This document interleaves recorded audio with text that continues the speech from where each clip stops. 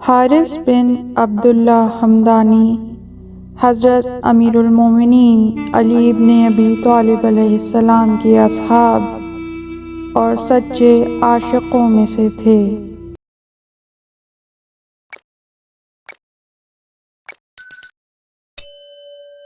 قاضی نور اللہ نے کہا ہے کہ تاریخ یافعی میں مذکور ہے کہ حارث امیر المومنین کے صحابی تھے اور عبداللہ بن مسعود کی صحبت میں رہ چکے تھے۔ حارث کے متعلق بیشتر کی رائے یہ ہے کہ سب سے زیادہ فقیہ، سب سے زیادہ فرائض کو جاننے والے اور سب سے زیادہ حسب و نسب سے واقف تھے، اور انہوں نے علم فرائض حضرت امیر المومنین سے اخذ کیے تھے۔ علم رجال میں حارث کی حدیث کو حجت قرار دیا گیا ہے۔ حارث ایک رات حضرت امیر المومنین علی بن ابی طالب علیہ السلام کی خدمت میں حاضر ہوئے تو آپ نے پوچھا کہ رات کے وقت کیا چیز تمہیں میرے پاس لائی ہے؟ تو حارث نے کہا، خدا کی قسم، وہ محبت جو مجھے آپ سے ہے وہ مجھے کھینچ لائی ہے۔ تو اس وقت امام علی علیہ السلام نے فرمایا، جان لو اے حارث کہ جو شخص مجھ سے محبت رکھتا ہے وہ نہیں مرتا مگر یہ کہ جان دیتے وقت وہ مجھے دیکھتا ہے اور مجھے دیکھ کر اسے رحمت الہی کی امید ہو جاتی ہے، اور اسی طرح میرا دشمن نہیں مرتا مگر یہ کہ مرتے وقت مجھے دیکھتا ہے اور مجھے دیکھ کر خجالت کے پسینے میں غرق ہو جاتا ہے اور نا امید ہو جاتا ہے۔ اور یہ وہی حارث ہیں کہ جنہوں نے حضرت امیر المومنین علی بن ابی طالب علیہ السلام کو حضرت خضر کے ساتھ وادی نخیلہ میں دیکھا کہ ان پر آسمان سے تازہ کھجوروں کا طبق اترا اور دونوں بزرگواروں نے اس سے کھجوریں کھائیں۔ حضرت خضر تو ان کی گٹھلیاں دور دور پھینکتے تھے اور حضرت امیر المومنین اپنی مٹھی میں جمع کرتے رہے۔ حارث کہتے ہیں، میں نے حضرت سے عرض کیا کہ گٹھلیاں مجھے دے دیجیے۔ آپ نے وہ مجھے عطا فرمائیں۔ میں نے انہیں بویا تو اس سے بہترین کھجوریں حاصل ہوئیں جن کی مثل میں نے نہیں دیکھی تھی۔ اور یہ روایت بھی ہے کہ حارث نے ایک مرتبہ حضرت امیر المومنین علی بن ابی طالب علیہ السلام کی خدمت میں عرض کیا کہ میں دوست رکھتا ہوں کہ آپ مجھے عزت بخشیں اور میرے غریب خانے پر تشریف لا کر کھانا تناول فرمائیں۔ امام نے فرمایا کہ اس شرط کے ساتھ کہ تم میرے لیے کسی چیز کا تکلف نہ کرو۔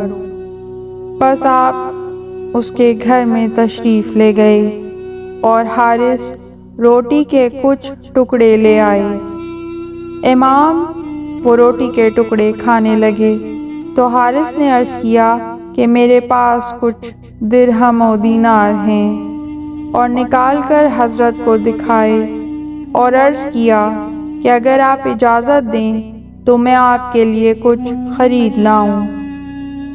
امام نے فرمایا، یہ بھی اس چیز میں سے ہیں جو گھر میں ہے، یعنی کوئی حرج نہیں اور اس میں کوئی تکلیف نہیں ہے۔ حارث نے عثمان بن عفان کی خلافت کے دوران وسیع انقلابی جدوجہد کی۔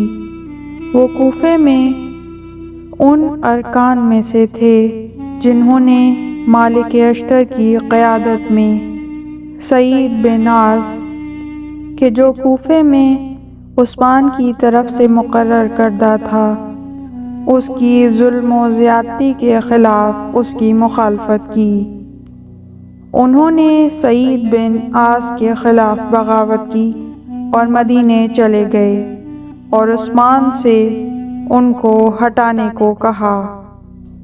عثمان کی خلافت کے دوران حارث کوفے کے قاریوں میں سے ایک قاری تھے، جنہوں نے مالک اشتر کی سربراہی میں سعید بن عاص کے ظلم کے خلاف بغاوت کی اور مدینے جا کر عثمان سے بھی اس کی شکایت کی اور کہا کہ اسے ہٹا دیا جائے۔ ان اعتراضات کی وجہ سے عثمان نے انہیں جلا وطن کر کے شام بھیج دیا۔ حارث ان اولین لوگوں میں سے تھے جنہوں نے مدینے میں امام علی علیہ السلام کی بیعت کی۔ جنگ صفین میں امام علی علیہ السلام نے حارث سے اپنے دوستوں کو پکارتے وقت حمایت کی درخواست کی۔ ان کا ذکر امام علی علیہ السلام کے پرچم بردار کے طور پر بھی کیا جاتا ہے۔ جناب حارث نے امام علی علیہ السلام کے الفاظ لکھے اور بعض کے نزدیک وہ امام علی علیہ السلام کے خطبات کے پہلے جمع کرنے والے تھے۔ ایک روایت کے مطابق حارث نے امام علی علیہ السلام کی حوصلہ افزائی سے کاغذات خریدے اور اس کے بعد اس میں اپنے بہت سے علوم اور احادیث لکھوائیں۔ حارث کی صداقت اور فقاہت کا یہ عالم ہے کہ بعض سنی رجالی ذرائع نے بھی انہیں ثقہ ترین راوی بیان کیا ہے اور ان کا شمار کوفے کے مشہور ترین فقہا میں کیا ہے، لیکن بعض متعصب اشخاص نے امام علی علیہ السلام سے شدید محبت کی وجہ سے ان پر بہت سے الزامات بھی لگائے ہیں۔ جناب حارث کی وفات عبداللہ ابن زبیر کے دور حکومت میں 65 ہجری میں کوفے میں ہوئی۔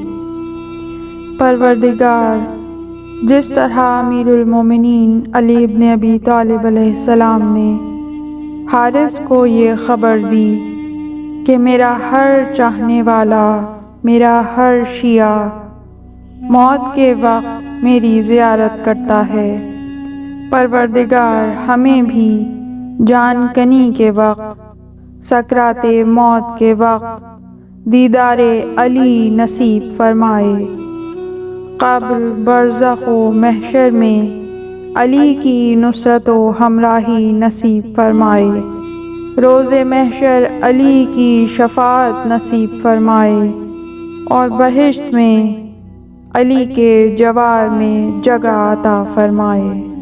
اللہم صلی علی محمد و آل محمد۔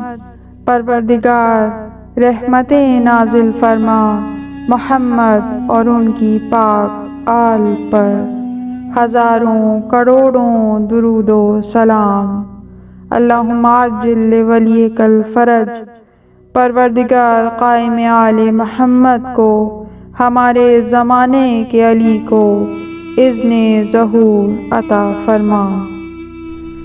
اس طرح کی مزید تحقیقی، علمی اور تاریخی ویڈیوز دیکھنے کے لیے چینل کو سبسکرائب کیجیے اور بیل آئیکن پہ کلک کیجیے۔ ویڈیو کو لائک کریں اور کامنٹس کے ذریعے بتائیے کہ آپ کو ویڈیو کیسی لگی۔ اگلی ویڈیو تک کے لیے خدا نگہدار۔